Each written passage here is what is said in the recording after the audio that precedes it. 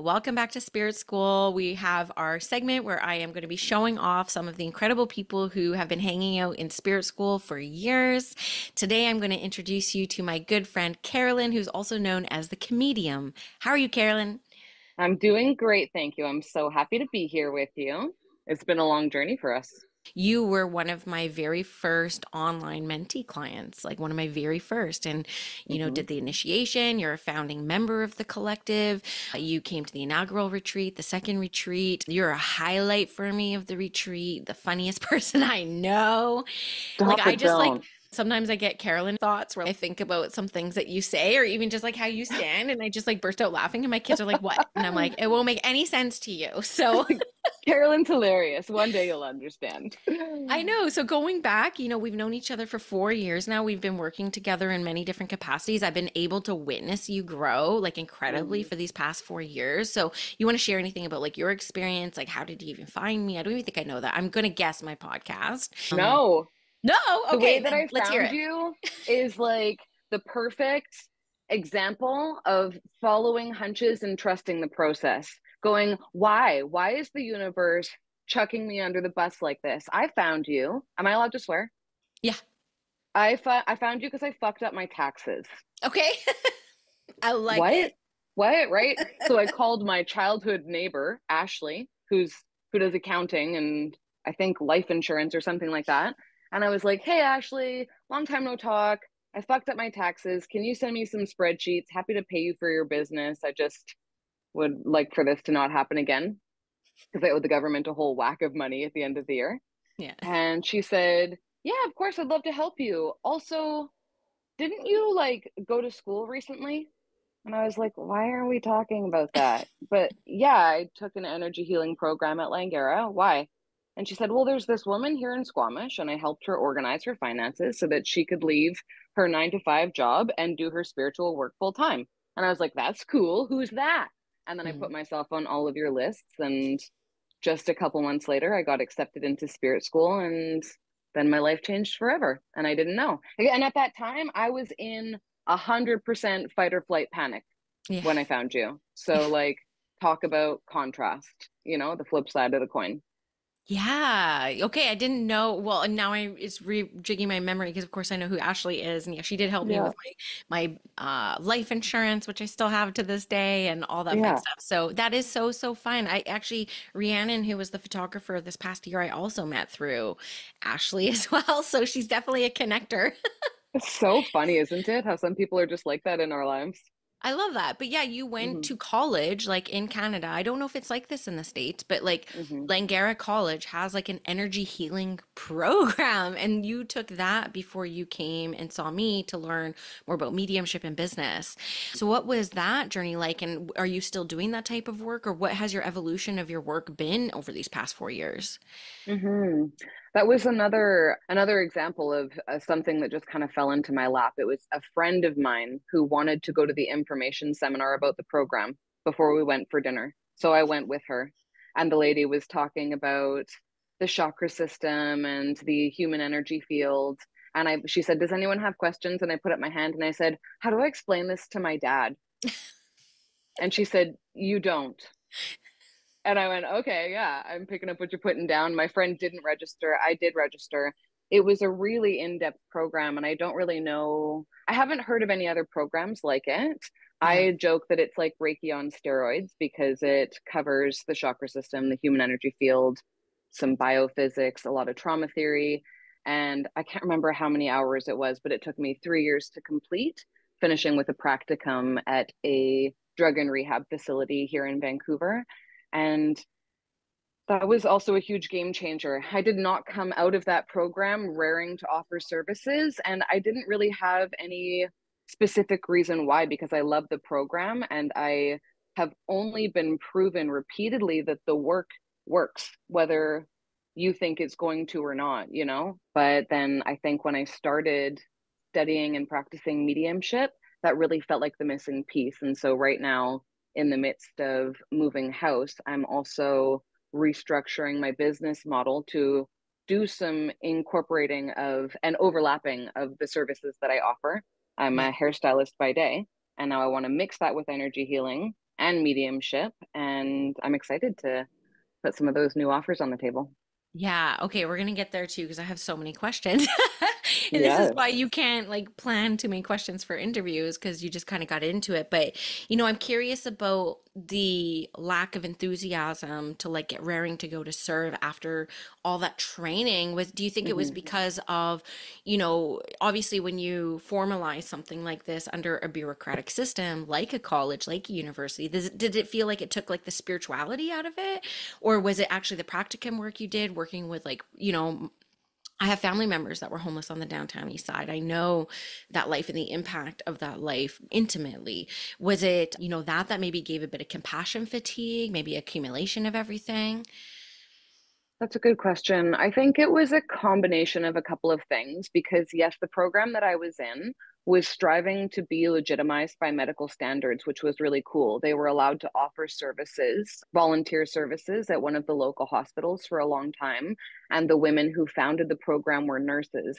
And one of the things that I found a bit limiting in the way that they taught practice was they wanted us to use non-intuitive language for intuitive work. Like instead of saying, I'm sensing something about, I don't know, this age bracket in your life when I am sensing into a particular chakra, they wanted us to say, I feel heat over this chakra.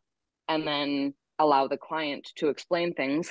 And there is method to that madness, but it just stumped me. I couldn't quite get into my flow with that. And Yeah. then I've been doing hair over 20 years full time, so it's like trying to steer a ship 180 degrees, letting go of that Yes. and thinking of all the people who are going to go, no, no, no, I need my hair done. Do you Oh see those God. memes where people are circling the grave of the hairstylist waiting to book their next appointment? I love you That's so how I feel. much.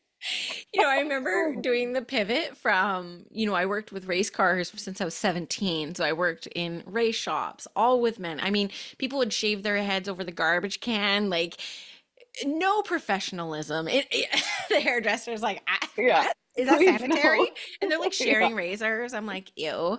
And so then when I went to go work in an office, I mean, you talk about steering that ship. I got in so much trouble. They'd be like, Dale, filter. I'm like, I don't know how to have a filter. I haven't had a filter my whole life. And so that's like how I love entrepreneurship because it's like, this is me, take me or leave me. Hmm. And, luckily a lot of people take me. So that's going to be perfect. But I know what you mean about, those structures and those barriers can sometimes be really limiting and a bit Hmm. stagnating and suffocating and Hmm. overthinking all the time. Hmm. So, that's a time I can see how for intuitive healing arts practices, how so much rigidity and structure could be a bit of a barrier for people to get really excited about the work. But, I'm sure Totally. all spiritual people just have like this unquenchable thirst for like knowledge and growth. And I think even something like that wouldn't be wasted because you're applying it, I'm certain, to everything that you're doing anyways, just maybe not in the structure that they intended. Um, Exactly. One thing I do notice is so many people come into mediumship and psychism through hairdressing. What is that about? Why are there so many hairdressing mediums? Mm, Because we got Peyton that's too, right? One of your buddies, my right? best buddy, Your best buddy, your husband, to like my spirit daddy. your spirit daddy. Yes. He's a You know, hairdresser as that's well. yeah, I think you have to be really intuitive as a hairstylist, and that's also the thing that made me the least afraid of getting a no, of receiving a no when I was doing readings, is because my clients will always say to me things like, I don't know how to describe what I want. And I always tell them, show me a picture, and it's my job to interpret. I'm an interpreter, which is the same thing when you're doing mediumship. And then the more you do it, and I think the better a hairstylist gets, the more they pick up on little subtle cues, like when your client suddenly stops talking so much, or you can feel their butt cheeks clench up, and I put my scissors down, and I'm like, "What's going on?" And they're like, are you layering my hair? Because I don't want layers. And I'm like, oh, so you really have to be highly attuned. And I also think there's something huge about touching people's crown chakra all day. I just get so much information through that. And that's one of the new services that I want to Yeah. offer. You know what? Hmm. I'm so excited to talk about this because last year I was thinking about doing a program specifically on space holding because that's kind of what I'm known for, like Hmm. epic space holding for large groups. And so it's like, how do you teach something like that? And I would never run something like that without inviting hairdressers in because I really think that you guys are like the ultimate space holders. Totally. Because I picture it like a church confessional. It is. Oh my God, it totally is. And I feel like there's an opportunity there for me to make a joke at some point, like step into the confessional. Yes, Forgive yes. me, Carolyn, for I have trimmed my bangs. I tried to cut my own split ends, or I saw a TikTok video of the layers. Exactly, exactly. I can't remember the question now. Okay, what's the wildest thing somebody confessed Oh, to the in your wildest chair? thing. Oh my God, that's so funny. I got derailed so quickly. Hi, ADD. There's so many things. I mean, like people very often, what I find really funny is people will often walk in and we do the pleasantries. Hi, how are you? How's your day going? And I can usually tell right away if they're trying to contain something, Hmm. you know? And I'm Yeah, like, how are you really? And yeah. then the tears will come, or they'll just start telling me about the chaos that's been happening in their life. And I have to go, okay, hold on. Wait. Just tell me quickly, what do you want me to do with your hair? Okay, keep going, you know?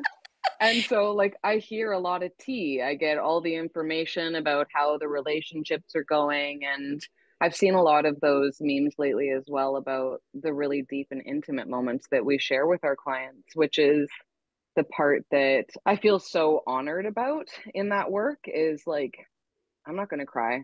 Cancers are always crying.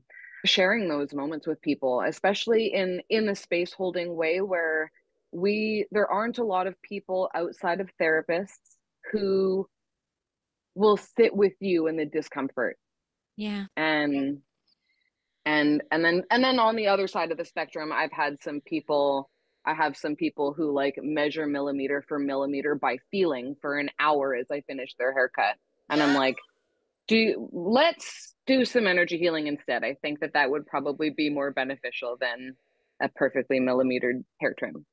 Wow. Okay. I'm definitely not Hmm. one of those clients. I'm definitely not No, one of those thank clients. goodness. No, I love them. It's fine. You I'm a cover little my particular myself. grain, which you can Your see. natural highlight. My natural highlights and my wisdom highlights. But yeah, funny enough, Exactly. today I'm supposed to be in your chair right now, but my Oh childcare yeah. stuff fell through. So we're like, you know what? Let's make this a podcast episode instead. And I'm coming in a couple weeks instead. But yes, I drive all the way to the city to come get my hair done by you. And I'm looking forward to seeing your new place. So then I want to talk about, one thing that I've seen you move through over the past many, many years that we've been together has been around the throat chakra.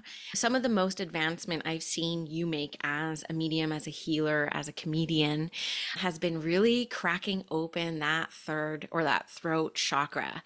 So tell me about that journey because you are sensitive and like, you're just such a beautiful human and it's hard to put yourself out there. And then, like, you bring in this comedy, which we're going to share at the end of this episode, your stand up routine on mediumship, which I'm so excited about. But talk about the throat chakra journey for you. What has that been like? Mm.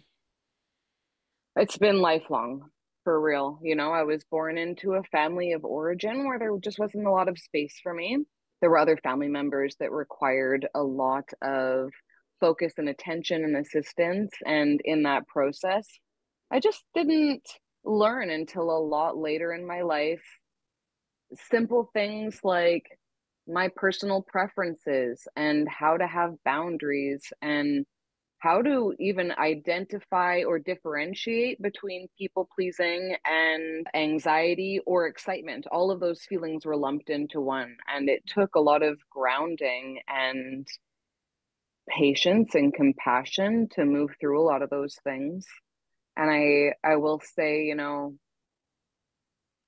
I would have never, I don't know why, but I wouldn't have necessarily made the correlation between learning and studying and practicing mediumship and healing throat chakra issues.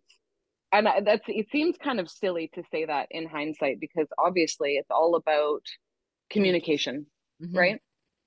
But I had a huge moment at the first retreat last year. It's like I find it funny because people perceive me as extremely confident, and I don't feel that way on the inside. Anytime I'm coming across confident is because I had to have an internal dialogue that sounded like, fuck it, do it anyway.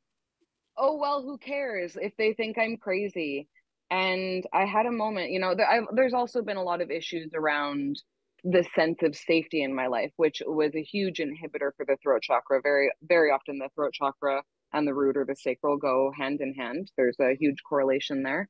And I just didn't really feel safe a lot in my life to share in transparency who I really am and what I really feel. And I never felt certain if that was all going to be okay and if I was going to be okay. And then we were, like even when we do our share circles or like our introductory circles, we sit down at the retreat and at the beginning we say, hey, my name is, and this is what I do, and things like that. My stomach starts to sink and my throat starts to choke. And I'm like, I have to say, I'm okay. You're okay. These people are on your side. And that little quip has actually been, that's something I learned from a boy I dated a long time ago, actually, who was a musician. He said, the audience is on your side. The Mm, audience wants you to win. yeah. The audience wants you to succeed. And that was a huge game changer for me. And so when we were doing our closing circle at the end of the first retreat, I was met with a panic attack in the circle.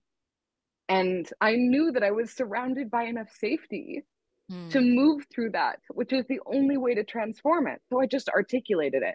I let myself be ugly and messy. And I said, oh my God, you guys, this is what's happening. I'm having a panic attack and I know that I'm safe. And thank you for holding space for me. And this has been such a huge game changer. And I do think when we take the first step, spirit helps take you the rest of the way. And it was also at the first retreat that one of our other favorite members turned to me and said, with the straightest face in the world, I see you doing comedy. Thank you, Amber. you oh, know, I love her. Amber said that. And I was like, well, if Amber sees it, then I must make it happen. And I registered for the class and I loved the class. And I'm probably going to be doing another one in the fall. Yes. Oh my Mm-hmm. goodness. So you took a comedy class? That's what you. Yeah. Okay, okay, Also at okay. Langara. I'm obsessed with Langara, apparently. The only Clearly. post-secondary education that I've ever really You're done, like, the I'm only going to go normal time. class and then I'm going to go golfing. I used to go to Churchill, the high school, which is right down the street from Langara. So Okay. Okay, that's so funny. I always thought I would end up in Langara, but I ended up graduating in Richmond, not Vancouver. So Oh couldn't yeah. couldn't go there. But yes, I love Langara as well. Yeah, Amber, we're talking about Malibu Medium, who's been on the podcast a couple of times before as well, also a founding member. So, yeah, thank you for sharing that story. And, I can resonate so deeply, and I'm sure a lot of listeners can as well. But, this used to happen to me in the corporate boardroom. It's like, even in front of like 8 people who we'd been working together for years, when you would go around the room, like, my name is Danielle. I'm from the First Nations Health Council Secretariat. And today I feel stormy. And like, you feel like, what weather am I feeling today? And I would Mm, like feel the anxiety build up to the point where if we had to do group things, I'd be like, can I go first? Like, because the sitting and waiting was so torturous, and like the buildup the anxiety would just continue to build. And, that was something I learned in public speaking training as well, where my teacher said, everyone here wants you to do well, everyone. And I was like, mm, no, that's a really good perspective shift. And it's just part of the process of, recovering from that stage fright, if you will. And mm-hmm, then the truth is, the more you do it, the easier it gets. Isn't that kind of funny? mm-hmm, So just keep mm-hmm. talking. Play. But yeah, you're somebody who I wonder too about your sense of humor, because I have a very similar sense of humor, and I can see I'm not funny like you though, but I my think you are. daughter's my daughter's very funny. Like, she's 10 and her sense of humor would just like shock you. So is it something like you're just born with? Was it like, for me, it was like a coping mechanism. It was something that got me out of trouble. Yeah. Kept me out of a Yeah. lot of trouble. I think it became just part of who I am, because I realized, like, if people laugh, they won't spank you. If people Yep. laugh, they won't, like, you're safer. You're safer. It Yeah. felt safe to me. Yep. I've thought about that. I've thought about that before, and I think the same thing is true for me. I was actually painfully shy as a child. My mother will attest to that. I was like the kind of kid who would hide behind her legs when Mm. being introduced to new people, and she tells it as a funny story. I tell You're it as just a life-shaping moment when she was like, if you want to make it in this family, you're going to have to learn how to speak up. Like, talk about being handed your life lesson at a very early age. And definitely there was some survival strategy in that. There was a little bit of, well, there was a lack of safety in the household due to mental health issues and things like that. And I think that that was a huge contributing factor, learning how to use humor to deflect danger. And then on the other side of things, I have, because of the constraints of available attention, I had to learn how to be really fast. Yeah. Get it Yeah. out Yeah. real quick, you know what I mean? And if I can make it memorable, even better, because that might be my last opportunity to get those words in edgewise for a while. Yeah, Hmm. definitely. Well, I think the comedy route for you isn't brilliant. I think that the handle Comedium, remember you told me like in a DM, I'm like, you go secure that shit like right away and like Hmm. secured it right away. So there's a couple things I want to know. I guess the first thing is like, so you went out on stage, you did the stand-up routine. Was it like a bit of a before and after moment for you? Was it like, oh my God, I got that done? Were you dying to get up and do it again? Like, did it change Yes, anything at all? absolutely it changed things. But not in the way that I expected. I actually also have a performing arts background. Okay. So I like came out of high school, went to performing arts where we had to study all the faculties, singing, acting, and dancing. This body is not meant for ballet, but These but toes I like did it. comfort. No. Yeah, it's more the upper half that looks a little awkward in a leotard prancing across the stage, but that's fine, you know, I did it. It was probably the best posture I've ever had in my life. And so before I got on the stage, I knew from the moment I registered for the class that it was going to be a deep healing process, like haha funny, but also deep healing. Yeah. And I dragged a friend into the class with me as well. Well, she volunteered. I told her I was taking it, and she was like, I want to come too. And she didn't know what she was getting into either. So, you know, right before we both were about to get on stage, she turned to me and she was like, I don't want to. I'm not going to. And I had to be like, girl, what's the point of taking the class? This is the moment. You get up on that stage, you're going to be great, it's going to be fine. And she knocked it out of the park. And before I got up on the stage, I had to say to myself, I actually said to one of the other members of the class, I had to pause and I had to ground just to also precursor this. I spent all day repeating my stand up on a loop in my mind. No room for conversation outside of that. Don't text me, don't call me, don't look at me. I'm not eating because it's coming straight out. And right before I got on the stage, I had to take a deep breath and really ground myself. And I said to my classmate, my intention is to bring healing to any members of the audience that need it the most through laughter. Mm. And he giggled because he thought I was joking. And I was like, oh no, dude. If I make this not about me, it alleviates so much pressure. This isn't about me feeling good making the audience laugh, even though that is such a fun part of it. But that for me, it's the contrast between pain and laughter, sorrow and joy, you know? Mm. We all carry so many hidden stories, and you never know what someone is going through in the audience. And if I can bring a moment of levity, yes, it's like, you know, that it also corresponds to me for me with doing live demonstrations. You Yeah. just reach more people standing up in front of a group that way. Yeah. Yeah, I just have to say I resonate with so much. Like I feel like we have overcome so many similar things around this throat chakra because I remember doing my first demonstration of mediumship in 2020, full moon in Leo. I Mm, planned it astrologically. I'm like full moon in Leo, no other day will do. And, nice. I've always seen at demonstrations because I've been attending them since I was 14 years old that they're always like at nighttime. I'm not a Mm, nighttime girly. You've come to two retreats. I don't work at night, do I? I'm like, I'm a me participant either. at night and I'm taking all this in because I'm a mom of two young kids. We tired over here. So Hmm. we did it at night, but my husband said in the day, he was like, I had never heard you so quiet because I'm very talkative. No one could talk to me. I was so nervous. And you can't prep for a demonstration. Like you can't rehearse. It's just like you Hmm. just gotta take care of yourself. I think I had two naps. And then now in the year of 2024, I do them at 11 a.m. on a Sunday. I'm like, because I can't think about this all day. I'm like, I Yeah. cannot think about this all day. And I don't think that we change all that much. I think that, the nerves are still going to be there. You still have to kind of combat the things, but the severity of it lessens, the tools Hmm. that get you over that hump build, and then we learn to like lead ourselves through these uncomfortable situations. But I love so many things that you say in this, and I think so many people are going to resonate with it. The nerves also mean we care. You know what I mean? Like I'll start to be nervous when I stop being nervous because I don't ever want to walk into it like 100% I got this, you know? There was also a moment in my when I was taking the class, another healing moment that was a little bit smaller scale, but sort of like a coming out of the broom closet moment where I had to say to my class, everyone sort of has their shtick, if you will, like a little genre of comedy or a particular style that suits them. And I had to say to my class, okay, guys, I want to make my comedy about mediumship and, the record scratch sound. Everyone's like, the what? You want what? And I'm like, I talk to ghosts. And so I wrote this joke that goes like this. And they're like, what the fuck? But it landed, and then they were so into it, and then they're all helping me, like when you take the class, everyone shows up with 5 new jokes every week. We read them out loud, and then the class helps you refine them with feedback. Oh, that really worked. Oh, that didn't work. Oh, you would need way more context for that, or it was too long, whatever. And the Yeah. class got really into supporting me in that endeavor, which was such a positive reinforcement.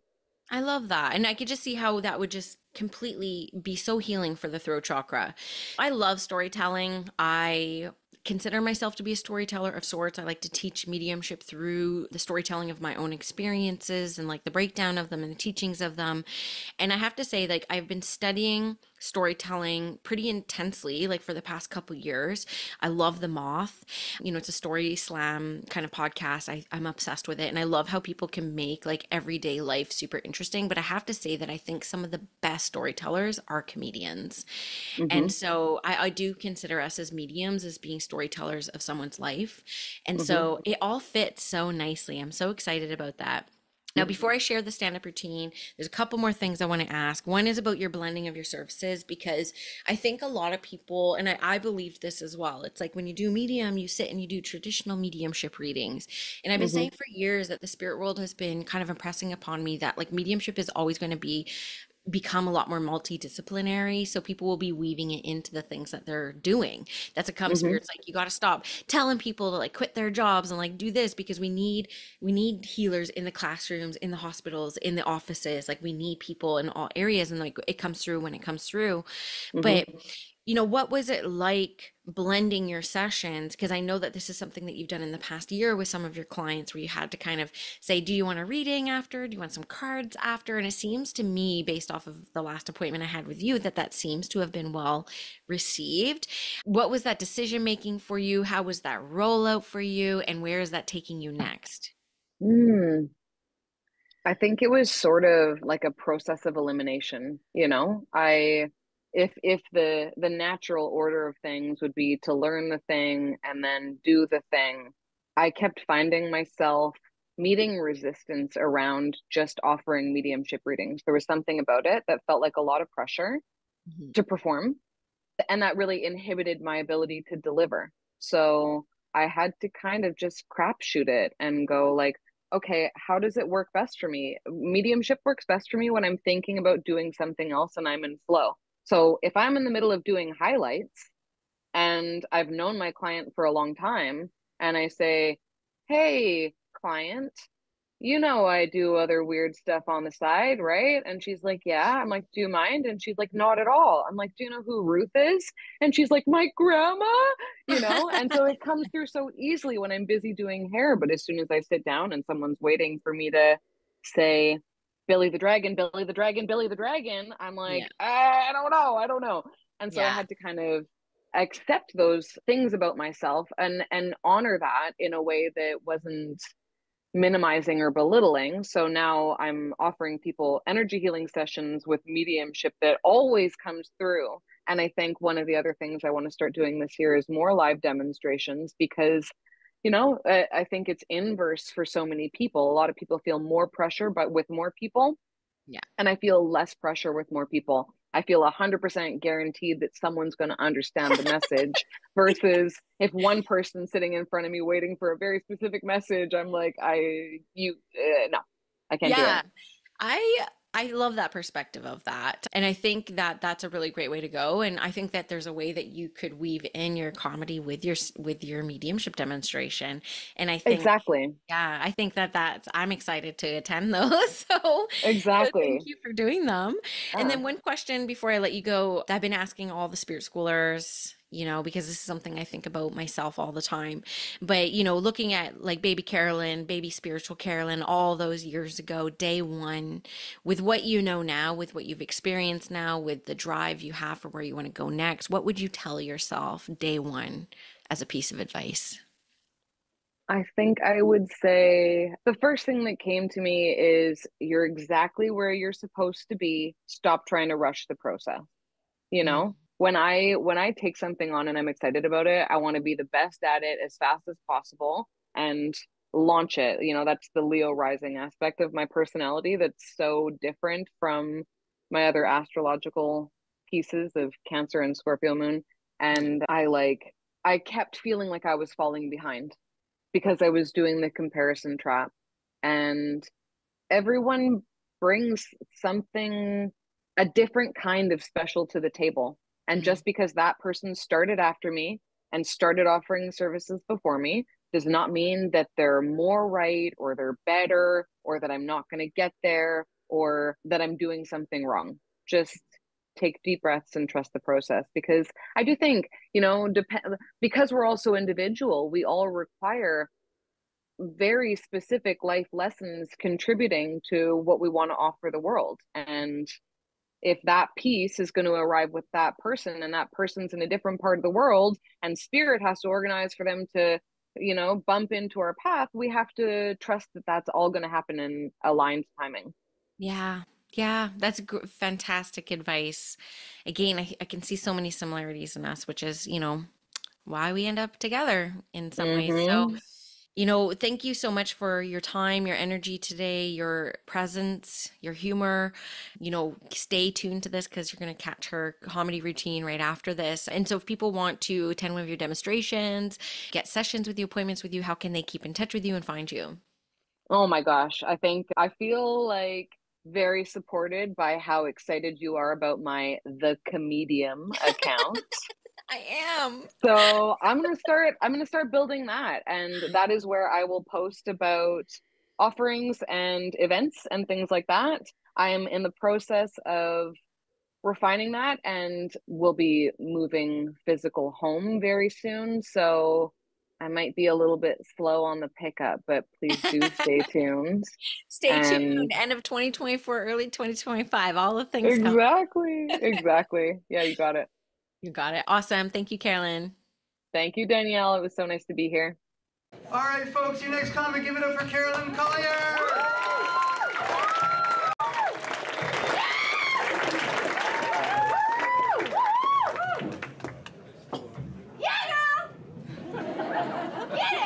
It's good having friends in the crowd, yeah. Hey everyone, I've been a hairstylist for over 20 years now. When I went to hair school, I thought it was going to be really creative and glamorous, but it turns out I'm actually an underpaid therapist with shoulder problems. You know what else isn't glamorous? Not being able to break character mid-blow dry to spit someone else's dandruff off your lip. Yeah. On any given day, I'm probably covered in more DNA than a crime scene at a porn studio. But that could come in handy one day, should I accidentally Sweeney Todd someone. I do fucking want to murder my clients sometimes because I don't know what it is, but absolutely nobody can hold their head still while they're getting a haircut. In fact, sometimes they just like slowly drift away from me like they're playing hard to get, which can be super triggering as a recovering codependent. I thought about creating some contraption that could hold their head still so we can both relax, but every idea I've had sounds like some freaky sex thing, with like arms that come up and a strap for the chin. Come to think of it though, my clients do seem to like it when I ask if I'm pulling too hard, or if they want me to pull harder. Or perhaps I'll start suggesting a new haircut that's so trendy and fast they won't even have time to annoy me. I'll call it the guillotine. I went on a date with my neighbor recently, and I know what you're thinking. Great idea. But we had been talking for like 3 weeks, and we had a very mature conversation about just being clear and honest if things went sideways. Call me naive, but I wasn't expecting for things to go sideways the day after we did. So moving forward, what I'm gonna do is I'm gonna take my first dates to the swimming pool, since men seem to get really clear about their dating goals right after they get their wet. With the way my dating life is going, I do have to consider alternative options for having a family. I recently presented a opportunity to my gay friends. I said, you guys, why don't we like have a little baby trade-off, you know what I mean? You guys could build me a laneway home in the backyard and we could alternate weekends. Thought it would be a good idea. And it turns out you actually don't even have to make physical contact. They can just donate into a menstrual cup. But they want a more traditional family, so I will be accepting applications for my up-and-coming reality series, Fill My Cup. I'm also a medium, and no, I'm not talking about my t-shirt size. I've been able to communicate with spirits since I was about 7 years old. Didn't make me very popular on the playground, but dropped me off at a graveyard, and I'm the life of the party. Now, I grew up in the 90s with movies like The Craft, so we used to do all kinds of spooky shit to entertain ourselves, you know? And one day my friends decided they were gonna try the Ouija board. Well, it was all fun and games until they looked over and saw me patty caking with dead Billy in the corner and ran off screaming. So I've been ruining sleepovers since 1992. Actually, it did freak me out a lot when I was a kid. So a couple years ago, I got a mentor who taught me how to receive and deliver messages from the afterlife. I just wasn't expecting the messages to be things like, we were on a break. I get a bit nervous to tell my dates about my abilities since most people don't know how to respond when I tell them I can talk to dead people. I'm out here trying to find my boo, but I just keep getting ghosted. Hold